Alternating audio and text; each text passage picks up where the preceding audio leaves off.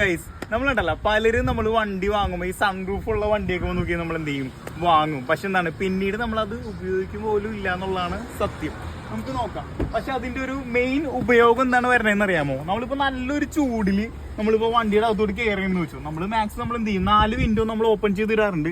പക്ഷെ അതിന്റെ ഒപ്പം തന്നെ നമ്മൾ എന്ത് ചെയ്യാം, ഈ ഒരു എന്താ പറയാ ഈ ഒരു സൺറൂഫും കൂടി ഓപ്പൺ ചെയ്തിട്ട് കഴിഞ്ഞാണ്ടല്ലേ, ഗ്ലാസും കൂടി ഓപ്പൺ ചെയ്തിട്ട് കഴിഞ്ഞാല് പെട്ടെന്ന് ഹോട്ടായിട്ടുള്ള എയർ മുകളിലോട്ട് പോകുന്ന വഴി വണ്ടി എന്ത് ചെയ്യും, പെട്ടെന്ന് എന്ത് ചെയ്യും, കൂളായിട്ട് കിട്ടും. അതുവഴി നമുക്ക് സുഖമായിട്ട് എന്ത് ചെയ്യാൻ പറ്റും, യാത്ര ചെയ്ത് പോകാൻ പറ്റും. ഓക്കെ, ഈ സൺറൂഫിന്റെ ഉണ്ടല്ലോ ഒരു ഡിസഡ്വാൻറ്റേജ് എന്താണെന്ന് വെച്ച് കഴിഞ്ഞാൽ, നമ്മൾ പലപ്പോഴും നമ്മളൊരു ക്ലൈമറ്റ് ഏരിയയിൽ മൂന്നാറിലൊക്കെ പോയി കഴിയുമ്പോൾ കുട്ടികൾ എന്ത് ചെയ്യും, നമ്മൾ ഓപ്പൺ ചെയ്തിട്ട് മുകളിലോട്ട് കയറി നിൽക്കും. പക്ഷേ പെട്ടെന്ന് നല്ലൊരു സ്പീഡിലാണ് ഏതെങ്കിലും ഒരു വണ്ടി പെട്ടെന്ന് ബ്രേക്ക് പിടിച്ചു കഴിഞ്ഞാൽ, നമ്മൾ ബ്രേക്ക് വണ്ടി സ്റ്റോപ്പ് ആയി കഴിഞ്ഞാൽ കുട്ടികളുടെ ഇവിടെ വന്ന് ഇടിക്കുകയും ഇവിടുത്തെ റിബ്സിന് കംപ്ലൈന്റ് വരാനായിട്ടും ചാൻസ് ഉണ്ട്. അപ്പോൾ ഒരിക്കലും നമ്മൾ എന്ത് ചെയ്യരുത്, കൂടുതൽ സ്പീഡിലാണെന്നുണ്ടെങ്കിൽ കുട്ടികൾ സൺറൂഫിന്റെ മുകളിലേക്ക് കയറി നിൽക്കുന്നത് നമ്മൾ എന്ത് ചെയ്യണം, തടയണം. ഓക്കെ, ഒരു സേഫ്റ്റി ആയിട്ട് തന്നെ എന്ത് ചെയ്യുക, അത് കണക്കാക്കാം. Okay, thank you.